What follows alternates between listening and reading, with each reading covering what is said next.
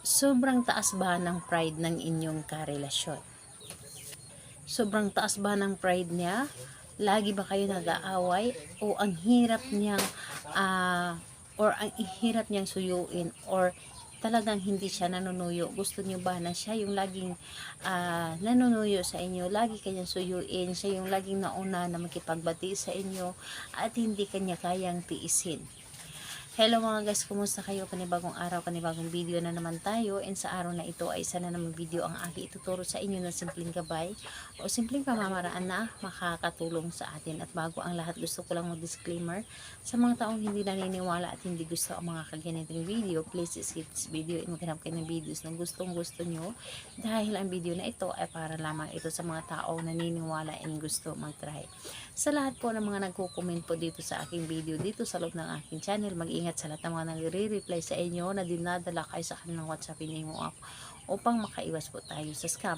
And ngayon po ituturo ko sa inyo paano siya paamuhin, paano magiging or bababa ang kanyang pride, paano na siya laging nauuna na sumuyo sa atin.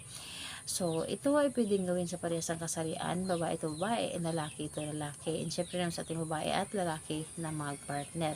And ayun po, dito po ay kailangan natin dito maghanda lamang ng panulat. So, panulat lamang and ang ating laway. So, ayun po, kailangan natin dito ang ating laway.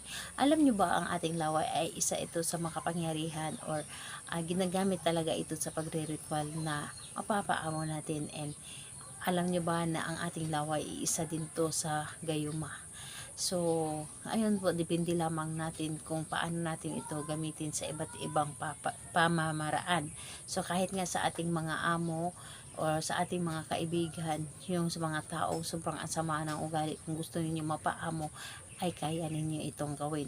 So, ayun po, ito lamang panulat at laway lamang ang ating gagamitin dito. And kapag handa na, dapat din po i-ready ninyo ang inyong sarili na gustong gusto ninyo itong gawin, and kailangan na hindi ka nagdududa sa ritual or sa inyong dapat na gawin. Dapat buo ang inyong loob, tiwala at paniniwala sa paggawa nito.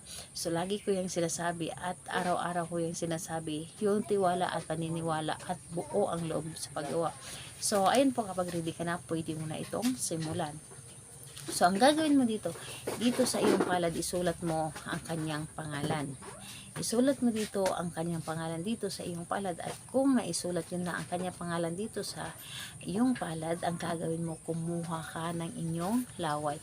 Pahira ninyo ito ng inyong laway. Huwag na kayong mandiri dahil laway nyo po yan, and pwede naman ninyo itong hugasan maya't maya po or mamaya. So, ang gagawin mo, pagkasulat mo ng kanyang pangalan, ay agad mo itong or kumuha ka ng inyong laway at pahira ninyo ito.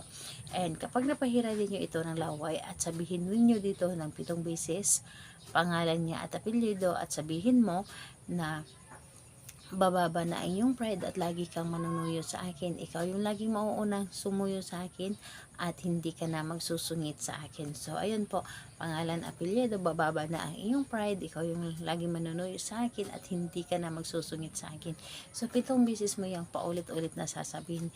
And dapat hindi lang siya basta-basta na sinasambit natin, is dapat po ay kailangan na nanggagaling po sa ating puso mismo para mas mabilis natin itong mapapagana. So, ayun po, gawin natin ito sa kahit anong araw at oras. And ayun po, mas maganda ng gabi natin ito gawin. And kung maaari din po, magsindi kayo ng kandila dahil ang kandila ay nakakadagdag ito ng energy. So, ayun po, mas maganda na may kandila at tulungan ka rin ng kandila sa inyong mga ginagawa. So, salamat po sa inyo. Bye bye everyone. God bless us all.